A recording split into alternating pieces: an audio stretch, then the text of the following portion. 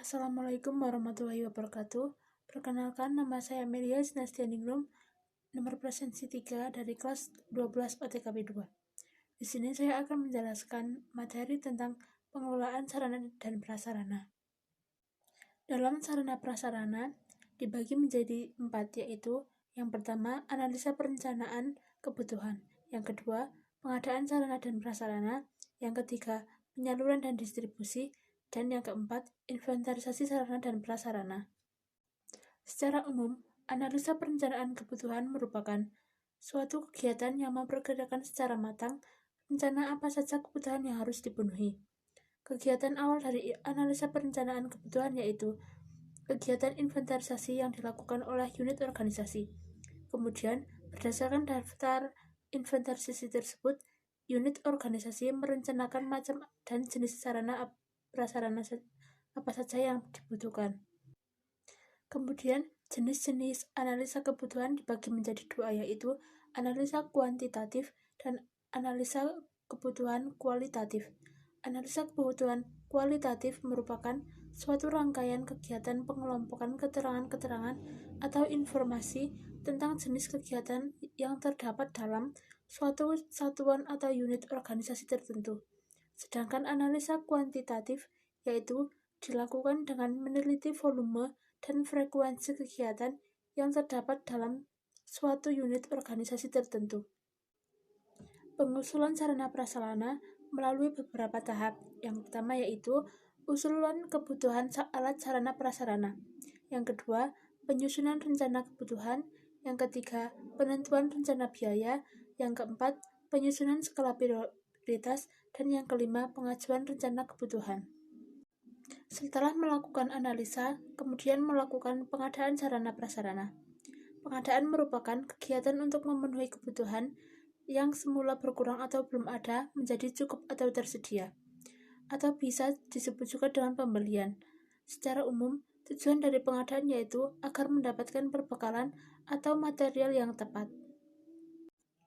Adapun metode pengadaan yaitu 1. Pelelangan umum.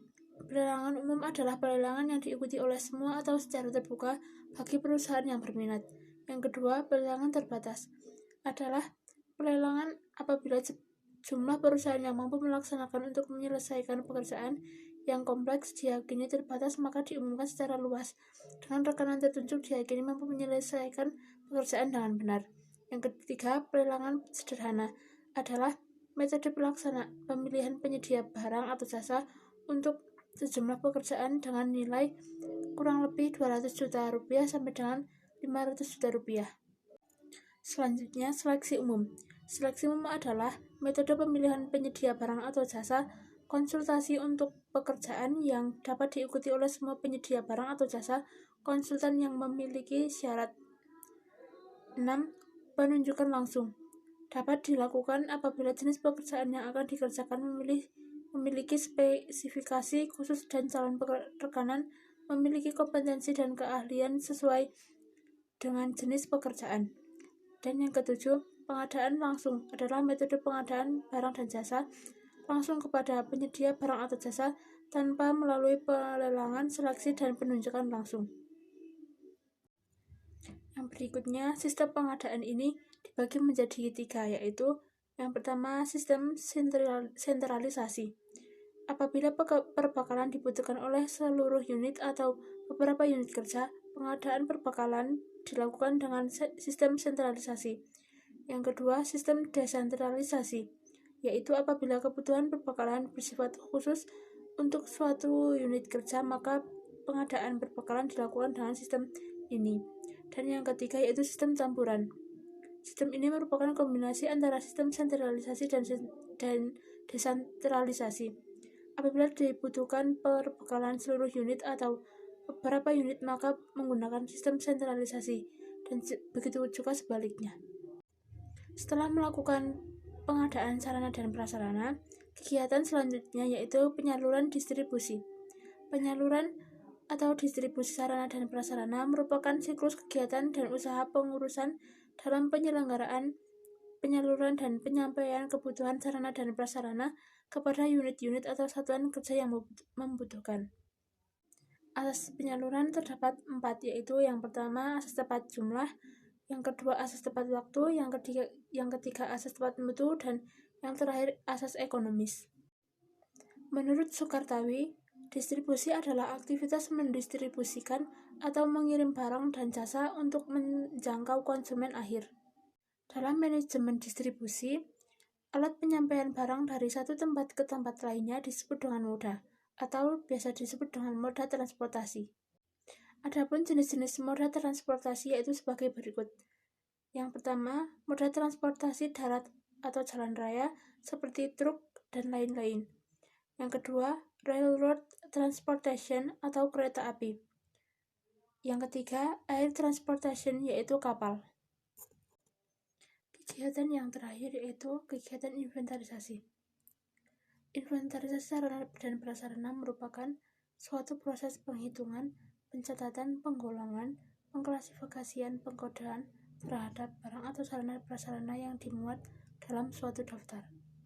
Tujuan dari inventarisasi yaitu untuk memudahkan pengawasan dan pengendalian sarana dan prasarana yang dimiliki oleh suatu organisasi. Manfaat dari inventarisasi adalah untuk mencatat, menyiapkan, menyediakan, dan menghimpun data aset organisasi. Pelaksana inventarisasi dibagi menjadi 2 kegiatan, yaitu AI pelaksana pencatatan dan pelaksanaan pelaporan.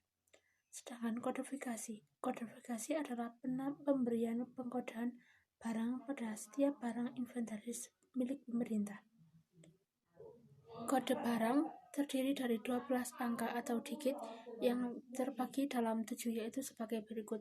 Level 1 menunjukkan akun, level 2 menunjukkan kelompok, level 3 menunjukkan jenis, level 4 menunjukkan objek, level 5 menunjukkan rincian objek, level 6 menunjukkan subrincian objek, dan level 7 menunjukkan sub-rincian objek. Sedangkan kode lokasi terdiri dari 24 angka atau digit yang terbagi menjadi 7 sebagai berikut. Level 1 menunjukkan kode status kepemilikan barang, level 2 menunjukkan kode barang intracompatible atau barang extracompatible, level 3 menunjukkan kode provinsi, level 4 menunjukkan kode kabupaten atau kota, level 5 menunjukkan pengguna barang atau kode pengelola barang, level 6 menunjukkan kode kuasa pengguna barang, dan level 7 menunjukkan kode subkuasa pengguna barang.